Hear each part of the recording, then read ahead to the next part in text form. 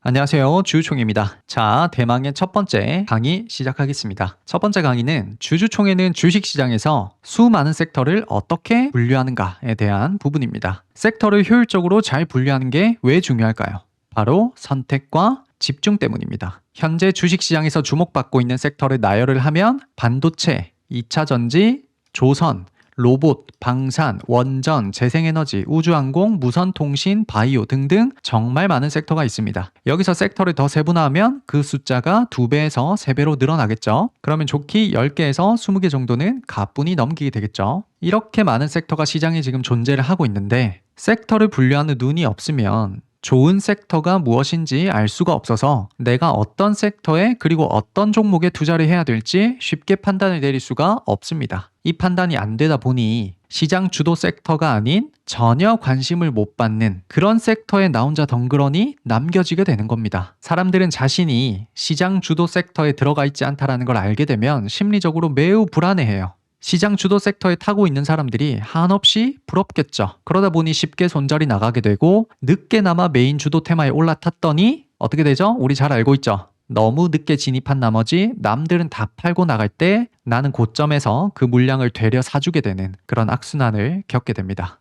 반면에 섹터 분류를 잘 하게 되면 좋은 섹터가 무엇인지 명확히 알고 있기 때문에 어디에 내 돈이 들어가야 하는지 명확히 판단할 수가 있습니다. 그러면 심리적으로 흔들리지 않겠죠. 내가 지금 들어가 있는 섹터가 시장 주도 섹터라는 걸 알면 또는 앞으로 확실하게 시장에서 주목받을 거라는 걸 알면 결코 무섭지가 않은 거죠. 간단히 말해서 남의 떡이 더 커 보이지 않다는 거죠. 그렇게 되면 이 섹터 저 섹터 메뚜기처럼 옮겨 다니지도 않고 한 섹터에 오랫동안 눌러앉아서 내 차례를 기다릴 수 있는 힘이 생깁니다. 왜 그렇죠? 이 섹터에 확신이 있기 때문이죠. 그리고 이 섹터가 큰 잠재력을 가지고 있다는 걸 안다면 단기적으로 주목받지 못할 때 나는 오히려 저점에서 매수를 더 적극적으로 할 수도 있습니다. 그러다가 시간이 흘러서 내가 투자한 이 섹터가 급격한 상승을 보여주면 사람들은 그제서야 불나방처럼 따라붙지만 나는 이미 저점에서 매수했으므로 따라붙은 사람들에게 매도를 하면서 큰 수익률과 수익금을 얻을 수가 있게 됩니다. 그렇게 불어난 수익금으로 또 다른 좋은 섹터를 분류하고 투자해서 복리를 계속 쌓아나가는 그런 선순환에 들어가게 됩니다. 그러면 주주총회는 섹터를 구체적으로 어떻게 구분하고 있는지 그 방법이 어떻게 되는지 그런 것들을 살펴보겠습니다. 지금 화면에 보이는 표는 섹터를 분류하는 매트릭스입니다. 총 2 곱하기 2의 4개 섹터로 나눠져 있습니다.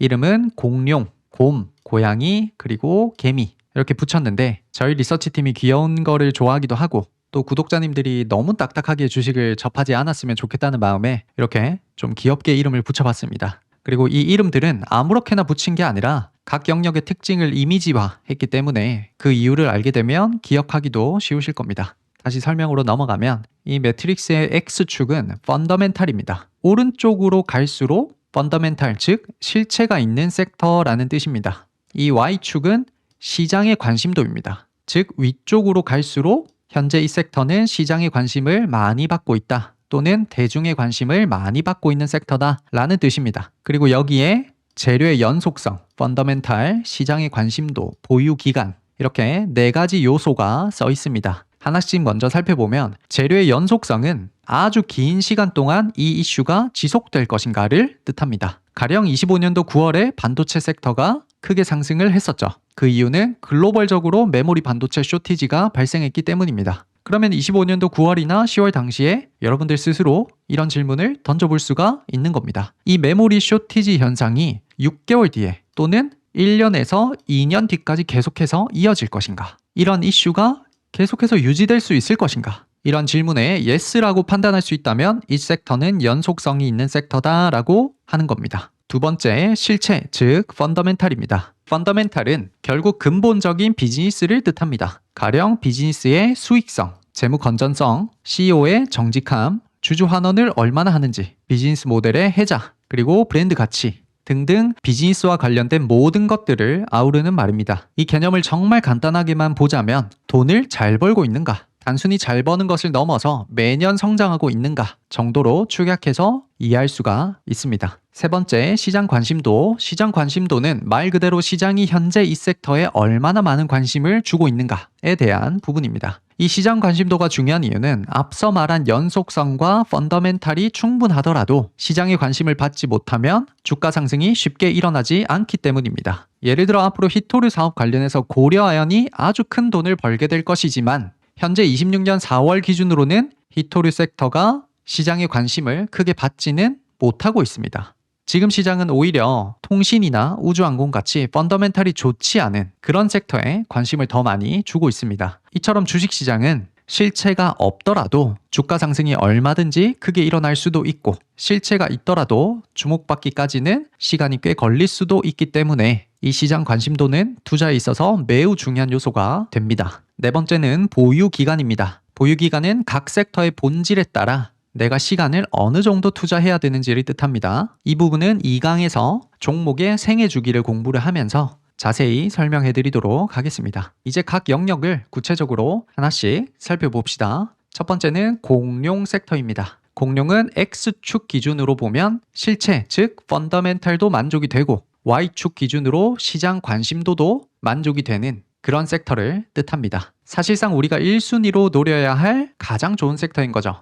이런 섹터는 일반적으로 슈퍼 사이클이 왔다라고 표현을 많이 합니다. 이 공룡 섹터에 들어가는 예시를 보면 25년도 1월에 시작된 조선 섹터를 대표적으로 꼽을 수가 있겠습니다. 당시 조선 관련주들은 실적이 뚜렷하게 상승을 하고 동시에 글로벌 선박 교체 주기가 맞물렸고 또 미국 방산 쪽에 황금 함대 모멘텀이 있었고 에너지 쪽으로는 LNG 가스선 등 이런 아주 큰 모멘텀들이 한 3개에서 5개 정도가 동시에 엮이면서 재료의 연속성과 펀더멘탈 그리고 시장 관심도까지 완벽하게 충족하는 그런 섹터였습니다. 또 다른 예시가 뭐가 있을까요? 가장 최근으로 보자면 25년 9월에 시작된 반도체 섹터가 되겠습니다. 반도체 섹터는 25년도 9월에 시작했는데 1년에서 2년 정도 후를 보더라도 연속성이 너무나 충분하고 돈도 잘 벌죠. 실제 삼성전자는 26년도 1분기에 매출과 영업이익이 역사상 최고치를 달성을 했습니다. 이렇게 펀더멘탈도 만족이 되고 그리고 마지막으로 시장 관심도도 충분하죠. 전 세계가 메모리 반도체에 관심을 가지고 있습니다. 이러한 섹터들이 바로 공룡 섹터에 들어갈 수 있는 자질이 있는 겁니다. 우리가 돈을 넣어야 할 최우선 순위의 섹터라는 거죠. 다음으로는 곰 섹터입니다. 곰 섹터는 X축으로 볼 때 실적과 펀더멘탈이 충분히 만족이 됩니다. 그러나 Y축으로 볼 때 시장 관심도 측면에서는 공룡에 비하면 살짝 떨어지는 거죠. 쉽게 말해서 재료의 연속성도 충분하고 앞으로 돈도 잘 벌 건데 이 섹터가 시장의 관심을 받기까지는 시간이 좀 걸릴 수도 있겠네 라는 그런 섹터를 뜻합니다. 예를 들면 아까 말씀드렸던 히토류 공급망 관련주가 여기에 해당이 될 수 있겠죠. 고려아연이 앞으로 돈을 많이 벌 거지만 지금 26년 4월에는 시장이 여기에 크게 관심을 주지는 않고 있습니다. 또 다른 예시는 2차전지 ESS 관련주들입니다. 25년 작년 10월에 ESS로 급등이 크게 한번 나왔습니다. 그리고 분석을 해보면 ESS를 팔아서 2차전지 관련주들이 오랜만에 실적 턴어라운드가 될 수 있다는 그런 결론을 낼 수 있었습니다. 하지만 시장이 ESS 섹터에 곧바로 큰 관심을 주지는 않았습니다. 주주총회 채널에서 25년도 말에 ESS 2차전지 특강이 나갔지만 실제 주가가 크게 오른 건 4월 21일 화요일, 하필 지금 강의를 찍고 있는 오늘이네요. 오늘에 와서야 배터리와 ESS가 부각되면서 크게 상승이 나왔습니다. 즉 다시 말해서 섹터를 분석한 결과 재료의 연속성이 뚜렷하고 펀더멘탈 조건도 만족하지만 시장의 관심도가 살짝 떨어지는 경우가 있더라라는 거죠.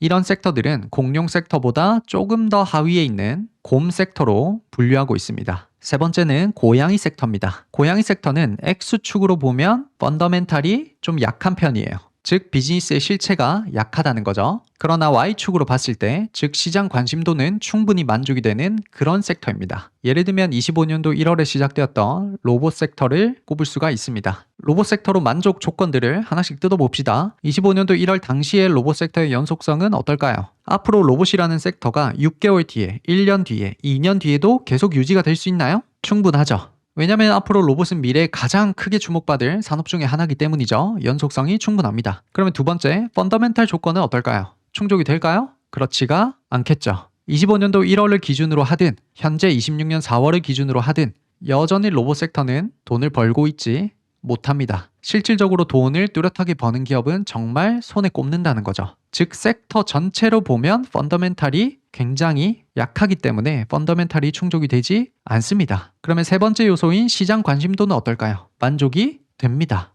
당시 시장에서는 로봇 섹터는 사실 언제 떨어질지가 감이 안 잡힐 정도로 매일 상승하는 그런 섹터였습니다. 그만큼 시장 관심도가 높았다는 거죠. 이처럼 고양이 섹터는 비즈니스의 실체는 없지만 연속성과 시장 관심도가 매우 높은 그런 섹터를 뜻합니다. 근데 여기에 펀더멘탈이 지금 X에서 O까지 레인지가 굉장히 넓죠. 이거는 왜 그런지 뒤에서 설명해 드리도록 하겠습니다. 마지막 네 번째는 개미 섹터입니다. 개미 섹터는 연속성도 판단할 수 없고 펀더멘탈도 약한 그런 섹터들을 말합니다. 쉽게 말해서 앞으로 시장에서 관심을 받을 만한 건덕지도 모르겠고 돈을 잘 벌지도 못하는 그런 상태에 있는 섹터들을 말하는 거죠. 일반적으로 이런 섹터에 속해 있는 종목들은 전반적으로 시가총액이 많이 낮은 편이고 거래량도 저조하고 돈을 전혀 벌지 못하는 그런 상태에 있습니다. 소위 말해서 잡주라고도 부르죠. 그래서 결론적으로 이런 개미 섹터는 전혀 매매를 할 필요가 없는 섹터입니다. 우리 채널에서는 아예 관심을 주지 않고 있죠. 그래서 주주총회는 어떤 섹터가 만약에 생기면 이렇게 4개 영역으로 빠르게 분류를 시작합니다. 그리고 이 섹터나 종목이 공룡인지, 곰인지, 고양이인지를 빨리 판단을 하고 그에 맞는 기법을 사용해서 수익을 내고 나오게 됩니다. 각 영역에 맞는 기법은 뒤에서 아주 구체적으로 같이 학습을 하게 될 겁니다.